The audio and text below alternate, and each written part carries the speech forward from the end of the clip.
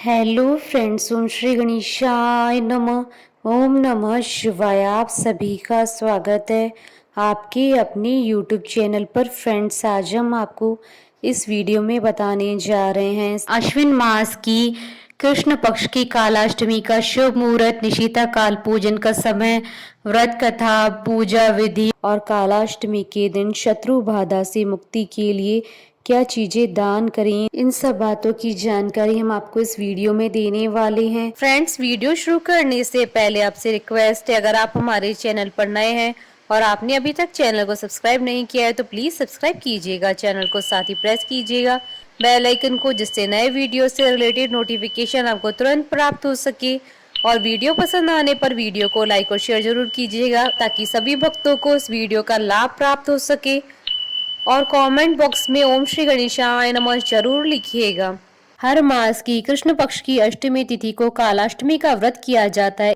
शिव पुराण के अनुसार भगवान शिव के अंश से ही काल भैरव की उत्पत्ति हुई थी, इसलिए अष्टमी तिथि को ही आने वाली कालाष्टमी को काल भैरव अष्टमी या भैरवा अष्टमी के नाम से जाना जाता है। मान्यता है कि इस दिन व्रत रखने से भगवान शिव जल्द प्रसन्न होकर आशीर्वाद देते हैं और अमोघ फल की प्राप्ति होती है। मान्यता है कि कालाष्टमी के दिन भैरव बाबा पापियों को दंड देते हैं, इसलिए इसे भैरव बाबा की दंडा पानी भी कहा जाता है।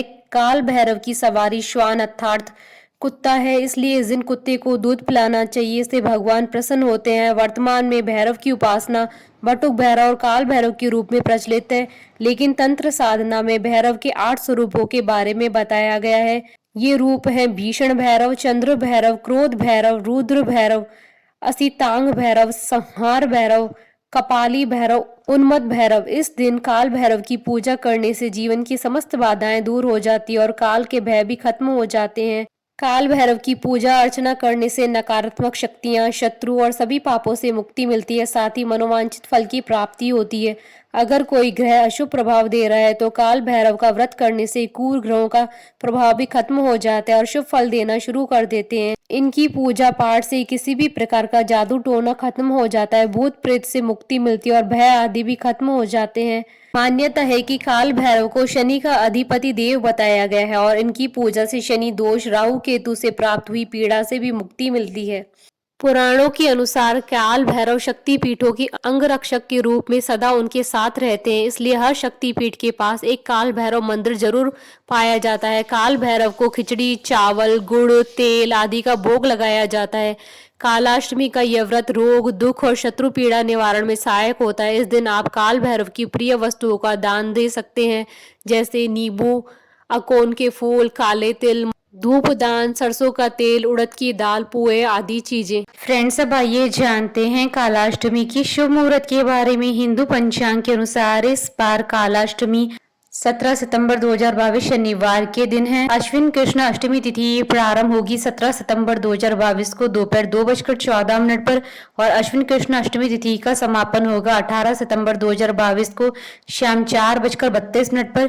निशिता काल, पूजन का समय रहेगा रात्रि 11:58 से रात्रि 12:45 तक। एंड सब आइए जानते हैं कालाष्टमी पर भगवान काल भैरव की पूजा करने की विधि के बारे में। कालाष्टमी के दिन ब्रह्म मुहूर्त में उठकर स्नान आदि नित्य कर्म से स्वच्छ होकर लकड़ी के पाटे पर भगवान शिव और माता पार्वती के साथ काल भैरव की मूर्तियां तस्वीर स्थापित करें। इसके बाद चारों तरफ गंगा जल का छिड़काव करें और सभी को फूलों की माला या फूल अर्पित करें। इसके साथ ही नारियल, इमरती, पान, गेरुआ आदि चीजें अर्पित करें। इसके बाद चौमुखी दीपक जलाएं और धूप दीप करें और कुमकुम या हल्दी से सभी को तिलक लगाएं। सभी की एक एक करके आरती उतारें। इसके बाद शिव चालीसा और भैरव चालीसा का पाठ करें। आप बटुक भैरव, पंजर कवच का भी पाठ कर सकते हैं। इसके साथ ही भैरव मंत्रों का 108 बार जप करें। इसके बाद काल भैरव की उपासना करें। व्रत के पूर्ण हो जाने के बाद काले कुत्ते को मीठी रोटी या फिर कच्चा दूध पिलाएं और दिन के अंत में कुत्ते की पूजा करें। इसके बाद रात्रि के समय काल भैरव की सरसों के तेल, उड़द, दीपक, काले तिल आदि से पूजा अर्चना करें और रात्रि जागरण करें। फ्रेंड्स, अब आइए आरंभ करें कालाष्टमी की व्रत कथा। पौराणिक कथा के अनुसार एक बार की बात है कि ब्रह्मा, विष्णु और महेश इन तीनों में श्रेष्ठता की लड़ाई चली। इस प्रकार इस बात पर बहस बढ़ गई तो सभी देवताओं को बुलाकर बैठक की गई। सबसे ही यही पूछा गया कि श्रेष्ठ कौन है। सभी ने अपने अपने विचार व्यक्त किए और उत्तर खोजा, लेकिन उस बात का समर्थन शिवजी और विष्णु ने तो किया, परंतु ब्रह्मा जी ने शिवजी को अपशब्द कह दिए। इस बात पर शिवजी को क्रोध आ गया और शिवजी ने इसे अपना अपमान समझा। शिवजी ने उस क्रोध में अपने रूप से भैरव को जन्म दिया। इस भैरव अवतार का वाहन काला कुत्ता है। इसके एक हाथ में छड़ी है। इस अवतार को महाकालेश्वर के नाम से भी जाना जाता है, इसलिए इन्हें दंडाधिपति कहा गया है। शिवजी के इस रूप को देखकर सभी देवता घबरा गए। भैरव ने क्रोध में ब्रह्मा जी के 5 मुखों में से एक मुख को काट दिया। तब से ब्रह्मा जी के पास 4 ही मुख हैं। इस प्रकार ब्रह्मा जी के सिर को काटने के कारण भैरव जी पर ब्रह्म हत्या का पाप आ गया। ब्रह्मा जी ने भैरव बाबा से माफी मांगी, तब जाकर शिव जी अपने असली रूप में आए। भैरव बाबा को अपने पापों के कारण दंड मिला, इसलिए भैरव को कई दिनों तक भिखारी की तरह रहना पड़ा। इस प्रकार कई वर्षों के बाद वाराणसी में इनका दंड समाप्त होता है। इनका एक नाम दंडपाणी पड़ा था। बोलिए भैरव बाबा की जय। हमारे साथ इस वीडियो में अंत तक बने रहने के लिए आपका धन्यवाद। ओम श्री गणेशाय नमः। ओम नमः शिवाय।